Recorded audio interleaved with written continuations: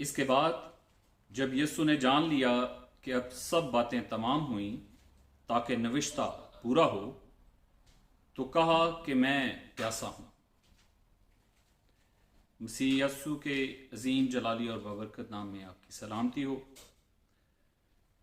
सलीब पर मसीह का ये 5वां कलमा, जिसके हवाला जात आप मत्ती की अंजील 27वें बाब की 45 से 47 आयत और मरकस की अंजील उसका 15 बाब 33 से 41वीं आयत तक भी देख सकते हैं।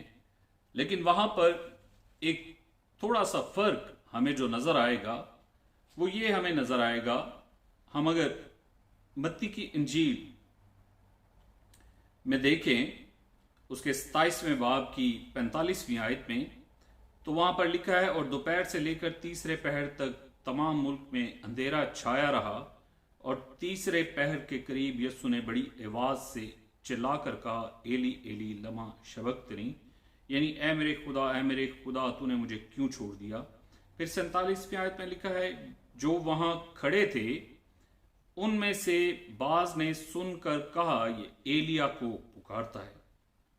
और फौरन उनमें से एक शख्स दौड़ा और स्पंज लेकर सिरका में डबोया और सरकंडे पर रखकर उसे चुसाया। बहुत सारे लोग इसको इस ज़िमन में लेते हैं कि शायद मसीह ने वो सिरका पिया, लेकिन मसीह यीशु ने वो सिरका पिया नहीं, क्योंकि उसको अपने होशो हवास में जान देनी थी और बाप ने जो काम उसके सुपुर्द किया था, नजात का वो काम जो बेटे ने करना था, वो उसने अपने होशो हवास में किया और उसने वो सिरका पिया नहीं। और जहां तक जिक्र है नविश्ता पूरे होने का, तो नविश्ता वो कलाम है जो पहले से नबूवत के तौर पर बयान किया जाता है। यहां नविश्ता पूरा होने के लिए यूनानी जुबान का लफ्ज टेटलेस्टाई इस्तेमाल किया गया है, जिसका मतलब है कि किसी काम का मुकम्मल हो जाना।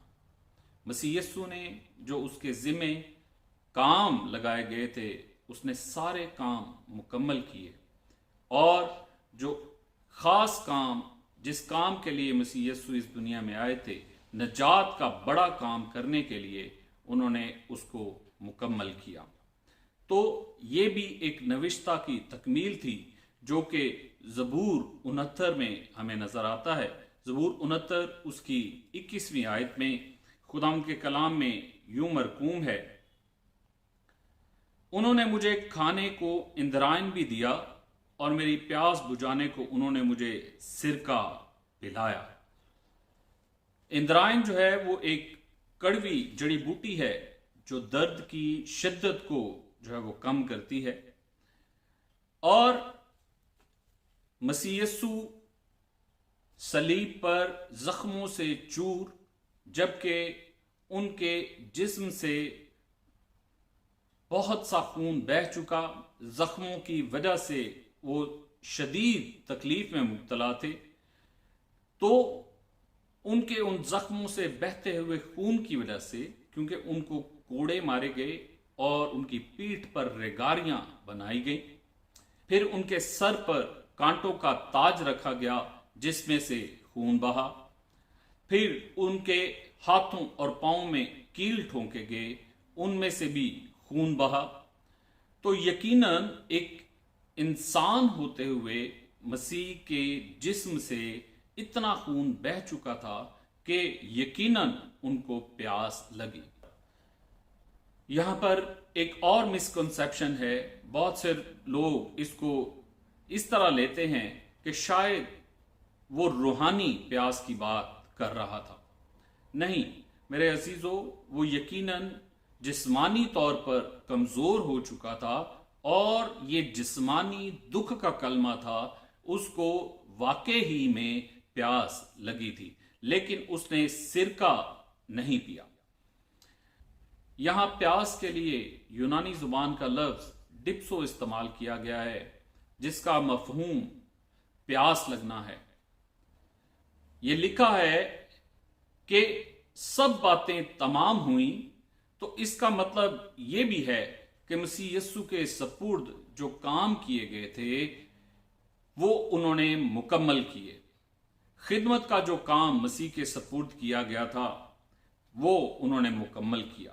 اپنی خدمت کے دوران مسیح یسوع نے بیماروں کو شفا دی، انہوں نے اندھوں کو آنکھیں دی، لنگڑوں کو چلایا، کوڑیوں کو پاک صاف کیا اور بہت سارے بیماروں کو شفا دی، حتیٰ کہ مردوں تک کو جلایا۔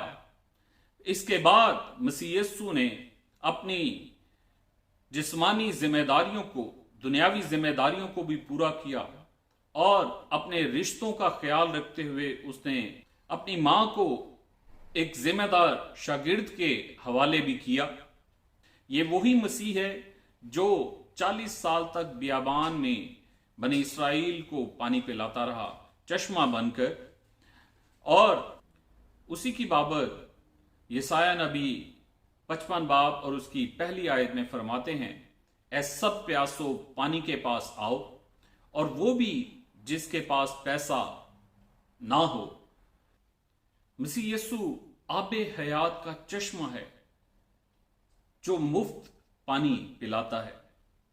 اس نے سامری عورت کو یوحنا کی انجیل اس کا 4 باب 10ویں آیت میں کہا، اگر تو خدا کی بخشش کو جانتی اور یہ بھی جانتی کہ وہ کون ہے جو تجھ سے کہتا ہے مجھے پانی پلا، تو اس سے مانگتی اور وہ تجھے زندگی کا پانی دیتا۔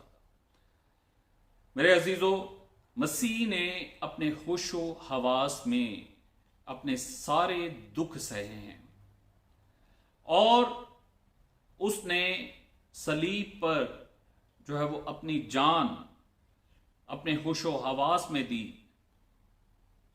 تاکہ سب نوشتوں اور نبوتوں کو پورا کر سکے جو کہ پہلے سے موجود تھی۔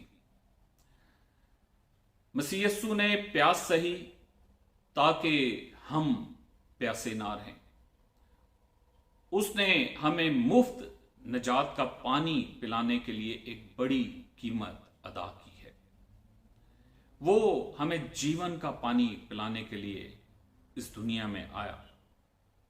مسیح یسوع نے متی کی انجیل اس کے 5ویں باب 6 آیت میں فرمایا، مبارک ہیں وہ جو راست بازی کے بھوکے اور پیاسے ہیں، کیونکہ وہ آسودہ ہوں گے۔ آج یسوع المسیح ہماری زندگیوں میں جھانکتا اور ہماری زندگیوں میں راست بازی کو ڈھونڈتا ہے۔ وہ ہمارے خاندانوں میں پیار کو، محبت کو اور عزت اور پاکیزگی کو ڈھونڈتا ہے۔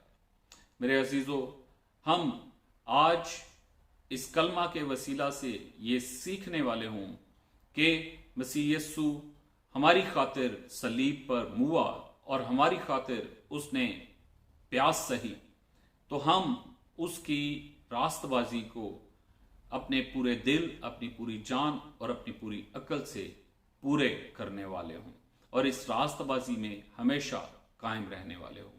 خداوند آپ کو کثرت کی برکت دے، آمین۔